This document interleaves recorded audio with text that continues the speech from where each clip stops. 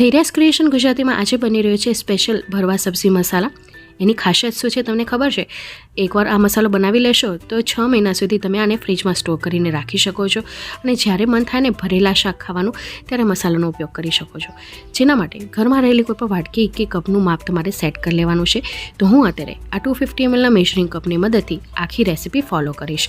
તો આજે આપણે આ મસાલામાંથી બનાવીશું ભરેલા મરચાં, જે સૌ કોઈને ભાવતા હોય છે, જેને તમે ગમે તેની સાથે સર્વ કરી શકો છો. તો સૌપ્રથમ આ મસાલો બનાવવા માટે આપણે જાડા તળિયાવાળી કઢાઈ લઈ લીધી છે, જેની અંદર આપણે 1.5 કપ જેટલા સિંગદાણા લીધા છે. તો આ સિંગદાણામાંથી જે બગડેલો દાણો હોય ને એને આપણે કાઢી નાખવાનો છે. હવે આ સિંગદાણાને આપણે સ્લો ટુ મીડિયમ ફ્લેમ ઉપર શેકીશું જ્યાં સુધી એના ફોતરા છૂટા ન પડે. તો અહીં તમે જોઈ શકો છો સિંગદાણાના ફોતરા છૂટા થવા માંડ્યા છે, કલર ચેન્જ થઈ ચૂક્યો છે. તો આને એક પ્લેટમાં કાઢી લેશું. હવે સેમ કઢાઈની અંદર આપણે 1/2 કપ જેટલું બેસન લીધું છે અને બેસનનો પણ કલર ચેન્જ થાય ત્યાં સુધી આપણે 2 થી 3 મિનિટ સુધી સ્લો ફ્લેમ ઉપર શેકી લીધો છે. હવે આ બેસનને પણ આપણે એક પ્લેટમાં ઠંડુ થવા માટે મૂકી દઈશું. અહીં બેસન અને સિંગદાણા બંને ઠંડા થઈ ચૂક્યા છે. તો જે મિક્સર જારનું વચ્ચેનું જાર આવે મસાલા પીસવાનું એની અંદર આપણે લઈ લીધા છે. તો પહેલાં આપણે સિંગદાણા નાખી દઈશું અને ત્યારબાદ શેકેલું બેસન નાખી દઈશું. આ મસાલો બનાવવો ખૂબ જ ઇઝી છે. જો તમે આ મસાલો ટ્રાય કરો છો તો મારી સાથે જરૂરથી શેર કરજો. હવે અત્યારે આપણે 1/4 કપ જેટલા તલ લીધા છે, જેનામાંથી અડધા તલ આપણે નાખીશું, અડધા તલ આપણે ઉપરથી નાખીશું. સાથે આપણે 1/2 કપ જેટલું નારિયેળનું ખમણ લીધું છે અને મિક્સર જારમાં આને ફેરવી લીધું છે. તો ઓન ઓફ કરીને આપણે પીસવાનું છે, જેથી સિંગદાણા અને તલમાંથી તેલ છૂટું ન પડે. તો પાવડર આપણો પીસાઈ ચૂક્યો છે. હવે આ પાવડરની અંદર આપણે બધા મસાલાઓ કરી લઈશું. તો સૌથી પહેલાં 1/3 કપ જેટલું ધાણા જીરું પાવડર લીધું છે, 1/2 કપ જેટલું કશ્મીર લાલ મરચું પાવડર લીધું છે, 1.5 ટેબલસ્પૂન જેટલી આપણે હળદર લીધી છે, સ્વાદ અનુસાર આપણે મીઠું નાખીશું. સાથે 1.5 ટેબલસ્પૂન જેટલો ખટાશ માટે આપણે આમચૂર પાવડર નાખી રહ્યા છીએ. જો તમને આ પસંદ ન હોય તો તમે આને સ્કીપ પણ કરી શકો છો. હવે આની અંદર 1/4 કપ જેટલી કસૂરી મેથી નાખીશું. તો આનો વિડીયો મેં રિસેન્ટલી શેર કર્યો છે કે લીલીછમ કસૂરી મેથી તમે તડકામાં સુકાવ્યા વગર કેવી રીતે બનાવી શકો છો. તો એની લિંક હું ઉપર આઈ બટનમાં અને નીચે ડિસ્ક્રિપ્શન બોક્સમાં આપી દઈશ. હવે જે બાકીના તલ આપણે બચાવીને રાખેલા હતા એ નાખી દઈશું. હવે આની અંદર 2 ટેબલસ્પૂન જેટલો દાળ શાકનો કોઈપણ ગરમ મસાલો નાખીશું અને આ મસાલાને લાંબા સમય સુધી સાચવવા માટે આપણે 2 ટીસ્પૂન જેટલી હિંગ નાખીશું. તો હિંગ અહીંયા પ્રિઝર્વેટિવનું કામ કરશે. હવે તમે આને ઈચ્છો તો મિક્સરમાં પીસી શકો છો અથવા તો હાથોની મદદથી એને મિક્સ કરી શકો છો.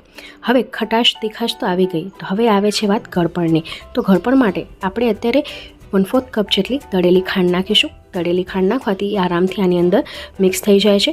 અહીં ગળપણનું પ્રમાણ તમે તમારા ટેસ્ટ અકોર્ડિંગ ઉપર નીચે કરી શકો છો, પણ આટલું ગળપણ પરફેક્ટ છે. તો આપણે આને મિક્સરમાં 2 વાર ફેરવી લીધું હતું, કારણ કે મસાલો વધારે ક્વોન્ટિટીમાં છે. હવે આ મસાલાને સ્ટોર કેવી રીતે કરવાનો? તો સ્ટોર કરવા માટે હંમેશા કાચની બરણીનો ઉપયોગ કરવાનો. તો કાચની બરણીને ધોઈને મેં તડકામાં તપાવી લીધી હતી અને એનામાં આવી રીતે ઠૂસીને મસાલો નથી ભરવાનો.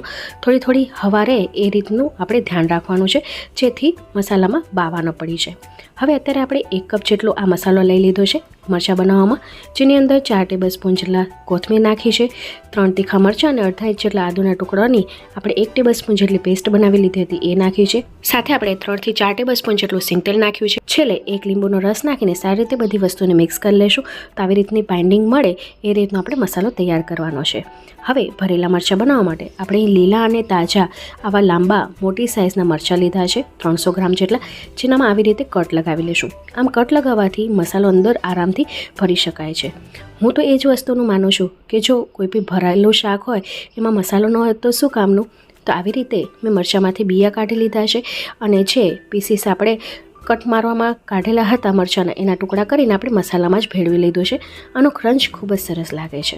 હવે આ મસાલાને આપણે મરચાંની અંદર આવી રીતે ઠૂસીને ભરવાનો છે, જેથી એનો ફ્લેવર ઇન્હેન્સ થઈને આવે. તો આવી રીતે આપણે અહીં બધા મરચાંને તૈયાર કરી લીધા છે. તો તમે જોઈ શકો છો કેટલી સારી ક્વોન્ટિટીમાં આપણે મરચાંમાં મસાલો ભરેલો છે. અરે એની તો મજા છે જ ને. હવે જે આ મસાલો વધેલો છે ને એને આપણે ઉપરથી સ્પ્રિંકલ કરીશું. એનો ટેસ્ટ પણ કંઈક અલગ જ હોય છે. તો વઘાર કરવા માટે મેં 2 ટેબલસ્પૂન જેટલું શીંગ તેલ લીધું છે. તો હવે વઘારમાં આપણે વધારે તેલની જરૂરિયાત નહીં પડે. તેલ ગરમ થઈ ચૂક્યું છે તો 1/4 ટીસ્પૂન જેટલી હિંગ નાખીશું. હિંગનો વઘાર થઈ જાય એટલે ગેસની ફ્લેમને એકદમ સ્લો કરી દઈશું અને બધા મરચાંઓ નાખી દઈશું અને હળવા હાથેથી આપણે એને ચલાવીશું, જેથી જે મસાલો ભરેલો છે ને એ નીકળી ન જાય. તો આવી રીતે હલકા હાથેથી આપણે એને મિક્સ કરવાનું છે. તો તમે જોઈ શકો છો નીચેથી અમુક મરચાંમાં સ્પોટ આવવા લાગ્યો છે. તો આ મરચાં થોડાક પાકી જશે તો ખાવામાં મજા આવશે. જો કાચા રહેશે તો એની મજા નહીં આવે એટલી, કારણ કે એ પછી તૂટતા નથી. તો આવી રીતે સારી રીતે મિક્સ કરી લીધા પછી ઢાંકણ ઢાંકીને આપણે 1 મિનિટ સુધી વરાળથી બાફીશું. તો આમ કરવાથી મરચાં છે અંદર સુધી સોફ્ટ થઈ જાય છે, જેથી પાછળથી આપણે રોટલી કે ગમે તેની સાથે ખાઈએ તો એ આરામથી તૂટી શકે છે. તો અહીં તમે જોઈ શકો છો 1 મિનિટ પછી મરચાં આપણા સોફ્ટ થઈ ચૂક્યા છે અને બધા મરચાં ઉપર સ્પોટ આવી ચૂક્યા છે. તો ગેસની ફ્લેમને બંધ કરી દઈશું અને જે મસાલો આપણો વધેલો હતો ને એ આની ઉપર આવી રીતે સ્પ્રિંકલ કરી લઈશું અને સર્વ કરીશું. ગરમા ગરમ રોટલી, ભાખરા, ખીચડી ગમે તેની સાથે તમે એને ખાઈ શકો છો. તો ફ્રેન્ડ્સ, આજની અમારી મહેનત અથવા આજની અમારી રેસીપી તમને કોઈ પણ કારણોસર ગમી હોય તો પ્લીઝ મને જણાવજો. તમે મને જણાવશો તો મને ખૂબ જ આનંદ થશે. મને આમ જ સપોર્ટ કરતા રહેજો. મને સપોર્ટ કરવા માટે તમે મારા વિડીયોને લાઇક, શેર, ચેનલને સબસ્ક્રાઈબ કરી શકો છો. બાજુમાં આપેલી બેલ બટનને દબાવીને ઓલનું નોટિફિકેશન દબાવજો, જેથી મારા આવનારા વિડીયોઝની નોટિફિકેશન તમને મળતી રહે. હું ફરી મળીશ હજી એક આવી જ નવી રેસીપી સાથે. ત્યાં સુધી આવજો. Bye, take care. Thanks for watching.